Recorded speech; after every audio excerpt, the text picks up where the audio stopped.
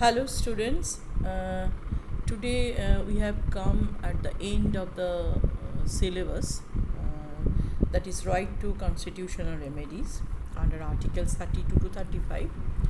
Now, today I will discuss the first part of this right. Now, as this is the last portion, so before going to the deep of this articles, I will summarize the whole portion, okay, that I have already discussed, okay. Now, first of all, what are fundamental rights? Fundamental rights are those rights which are essential for intellectual, moral, and spiritual development of the individuals. And as these are very fundamental or essential for the existence and all-round development of the individuals, so it is called fundamental rights. And these rights are enshrined in Part 3 of the Constitution under Articles 12 to 35 of the Constitution of India. Okay. Now, these rights apply universally to all citizens, irrespective of race, birthplace, religion, caste, or gender. And the Indian Penal Code and other laws also prescribe punishment for the violation of these rights, subject to the discretion of the judiciary. And though the rights conferred by the Constitution other than the fundamental rights are also valid rights, so protected by the judiciary, and in case of fundamental rights violation, the Supreme Court of India can be approached directly for ultimate justice as per Article 32, which is today's topic. And these rights have fundamental rights have their origin in many sources, including the England's Bill of Rights, the United States Bill of Rights, and also French Declaration of the Rights of Man. And you all know that there are 6 fundamental rights recognized by the Indian Constitution.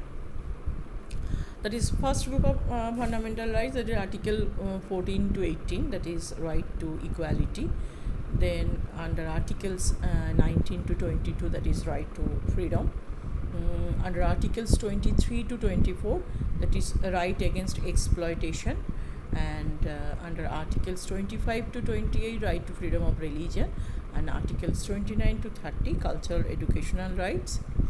And now we have come to right to constitutional remedies, that is under Articles 32 to 35. Now, right to equality, these rights includes equality before the law, the prohibition of discrimination on grounds of religion, race, caste, gender, or place of birth, equality of opportunity in matters of employment, the abolition of untouchability and abolition of titles. And second group of rights, that is right to freedom, that includes freedom of speech, expression, assembly, freedom of association or union or cooperatives, freedom of movement, residence, and right to practice any profession or occupation. Okay.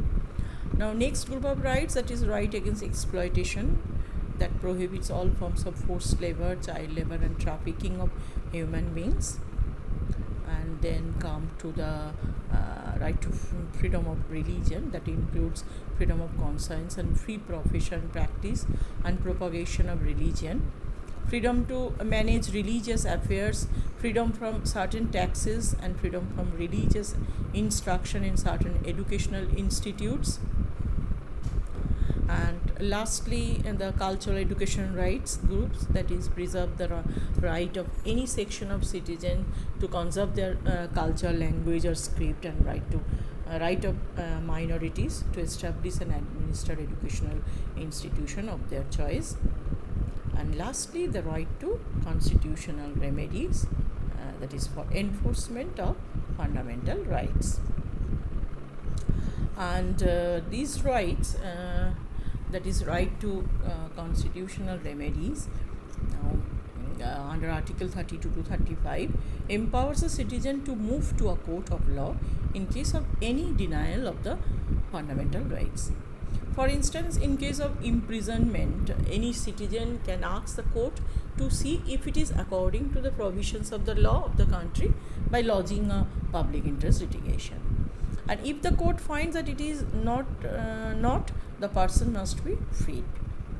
And this procedure of asking the court to preserve or safeguard the citizen's fundamental rights can be done in various ways. And the court can issue various kinds of writs protecting the rights of the citizen. That will be discussed later. That is, the writs are like habeas corpus, mandamus, writ of prohibition, warranto, certiorari, all these rights. And these allow a citizen to move to court if they believe that any of their fundamental rights have been violated by the state.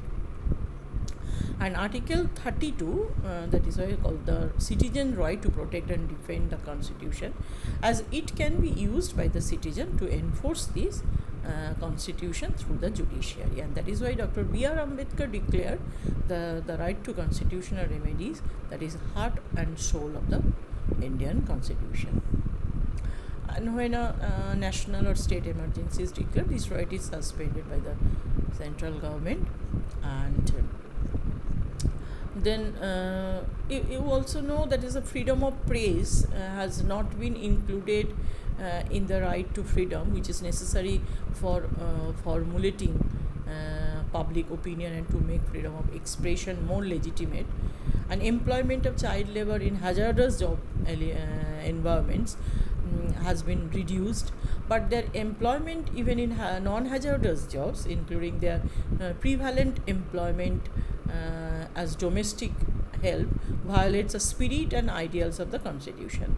Now, more than 16.5 million children are employed and working in India, and India was ranked 88 out of 159 in 2005.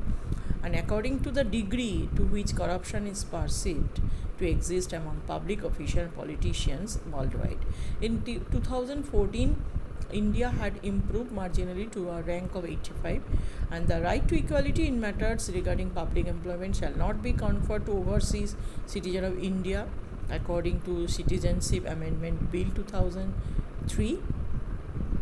And also the as per Article 19 of Part 3 of the Constitution, the fundamental rights of people such as freedom of speech and expression, gathering peaceably without arms and forming association or union shall not affect the interest of the sovereignty and integrity of India, but not unity of India. The word sovereignty and integrity are the qualities to be cultivated and emulated by the Indian people as urged by the Indian Constitution, but not used related to the territory of India, as Article 1 of the Indian Constitution defines India as a union of states.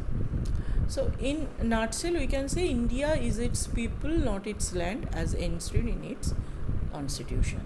So and also the speedy trial is not the constitutional right of the citizen.